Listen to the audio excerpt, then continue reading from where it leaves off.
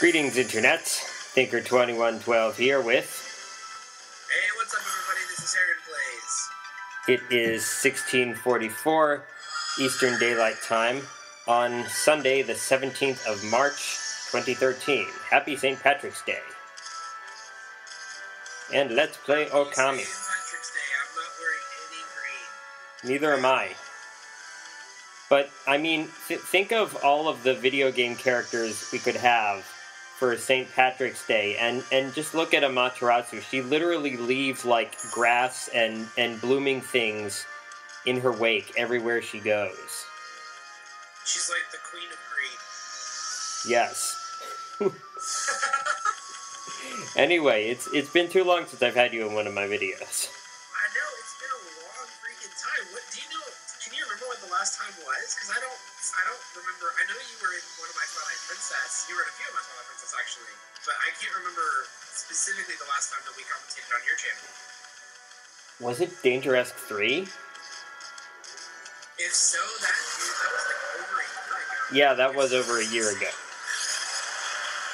Anyway, what I'm doing here is, other than peeing on enemies, is I'm trying to figure out where to put one of these vases that the Nameless Man has made. And in the process, I found a Devil's Gate that I hadn't broken.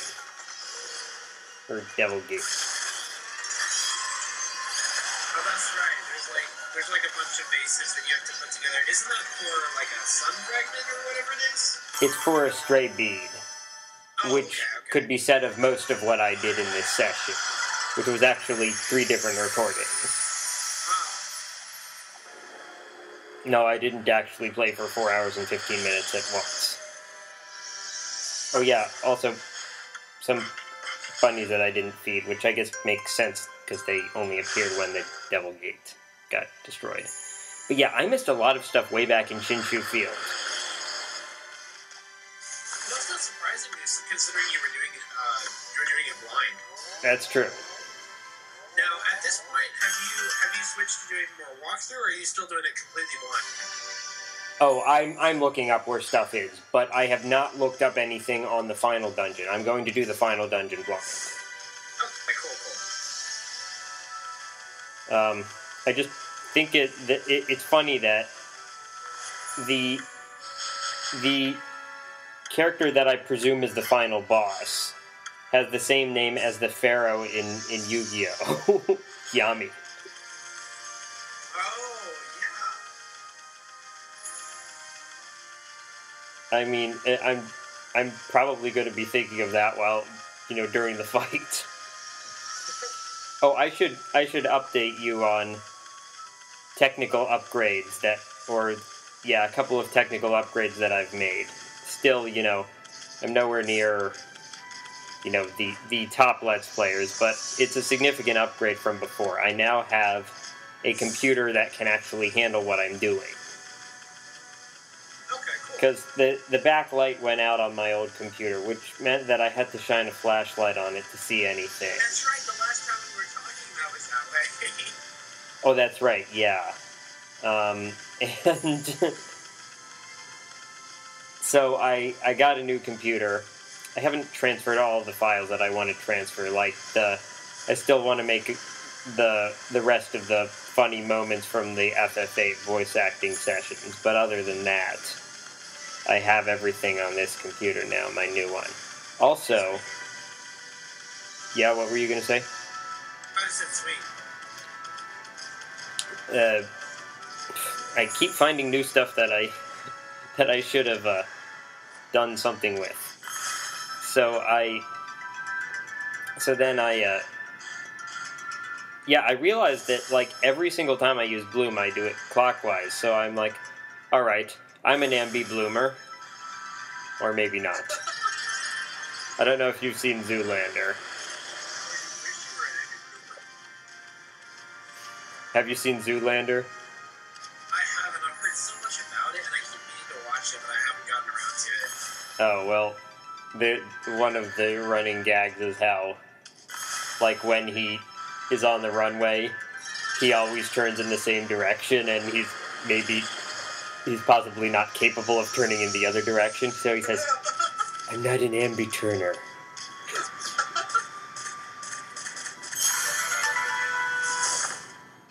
Oh, look at me. I actually saw a treasure chest without the shiny coming from it. On the other hand, I let the vase disappear. Oh well. I can always get another one. Now, are you trying to get all the stray beads? Yes, I am. Okay, wow. As you can see, I have a while to go, but I do get a whole bunch of them in this session. In fact, it was probably the thing I was focusing on, really. And the good thing is that you sort of catch a lot of side quests and other collectibles in it. Okay, this is where I should have taken the vase. Yeah, so much other stuff is caught up in the stray beads. Like, I got a few Sun Fragments. I did some other side quests to get the stray beads. So the other thing I got was, in terms of technical upgrades, was a powered USB hub. When I got my new computer, the capture card would not work with it, which really annoyed me. And I thought it was because it was that I was trying to put a USB 2 device into a USB 3 port, and someone at work, like the tech guy, said, "No, that should work. That's probably not the problem." I don't really know what the problem was, but when I probably just wasn't giving it enough power, maybe. Yeah, so I looked for this USB hub that I had before, which I just found yesterday in my computer bag. I had looked in so many other places for it. It's like that guy in Super Paper Mario who, like, when you've looked all over this complete maze of a level for this stupid key, he realizes that he's had it in his pocket the whole time. Oh my god. that has got to irritate the crap out of you. Like, in gameplay, like, you've been spending so much time, and the guy's like, oh, it was in my pocket. Well, yes, because that level is... It's very much a that one level, not because the enemies are really tough, but because it's so easy to get lost. And things have been fairly straightforward up to that point in the game, and suddenly you have a huge maze. Like, there were some puzzle levels, but at least you knew where you were. Of course, when I see a pile of leaves at a location this early in the game, or that was this early in the game, I wonder whether I've gotten what's under them. Do the leaves respawn? The leaves respawn, but if there's a treasure chest, if there was a treasure chest below them, the treasure chest will be empty. It's kind of annoying, because you don't know before you've gotten rid of the leaves. So, have you played part of this game, or what? First hour of it 2 years ago. I never got all that. Yeah, anyway, so now I have a powered USB hub, which, I mean, I don't even know if my old one would have worked anyway because it was not powered. But yeah, now, like, so I thought that either my computer... Like before, when I had my old computer, I thought that either that was too slow or the capture card was too slow, and I didn't think about the connection between them and the possibility that that was what was making things slow. Well, glad it's working for you now. Yes, so am I. I can now, like, the reason why we are doing post-commentary is not because, is no longer because of technical limitations. It's now because I don't want to spend a whole ton of time editing stuff. Yeah. Of course, it's easy to get good ratings here because I have a weapon that can kill most of these guys in one hit.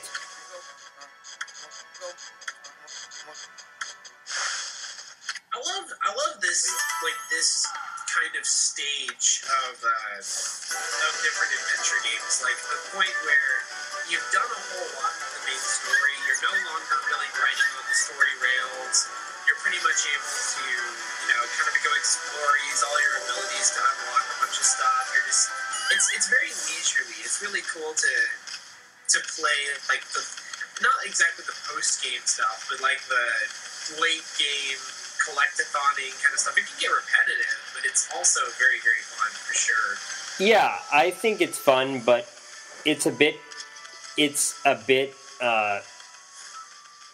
It can throw you off if you're doing a Let's Play because, like, before you could use almost everything you were doing, and now you have to make it into essentially a highlight reel, like I'm doing. Yeah. Totally. That's especially the case in like, Zelda games. Oh, except in Twilight Princess, there's one in the middle of the game. Because after you get the Master Sword, then there's so much stuff that you can get. And I actually like that you can say, okay, I've gotten half of the Postals now. So that, because then in the end, like, once you've done the Palace of Twilight, it's like, okay, we just finished a dungeon. Guess what? We're going to another dungeon right away because we've done everything else. Yeah, I think that if you know your way around, one of my favorite parts of Twilight Princess, the entire game actually, is the part right after you beat the Goron mines, because there is so much that opens up to you once you have the bow. Once you have the bow, because with the bow, you get like several Kakariko Village side quests unlocked, and you can get like 4 or 5 heart pieces right after one another. It's a really cool little section. And you can chill out so much you can do. And you can also chill out in the hot springs with the Oxygorons. Yes, you can. Folks, if you know where that came from, you've been watching my videos for a while.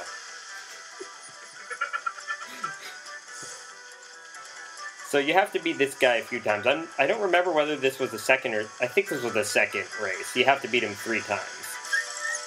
And of course he lays these traps in your way, which makes it really annoying. He's like those little bug guys in Princess on Hyrule Field that they're just little round guys with 2 legs. They just run around and they just drop little exploding things behind them. But what he really reminds me of is the boss of the third world in Diddy Kong Racing. I don't know whether you played that game. No, I haven't. Oh. I have I'm sure I have a little bit, but that's one that's like, if they had it on Virtual Console or something, I would definitely play it, but it's one of those that's just hasn't been released to my awareness. You know what? I think I made a mistake in editing somewhere. I think I shoved one clip in the middle of another accidentally. Oh well. It'll make sense in some form. It's only a few seconds, because when there was that Guardian statue, I wanted to show how many units of praise you got, but instead I just cut right to the race, and then after the race, there was the Guardian statue giving me praise.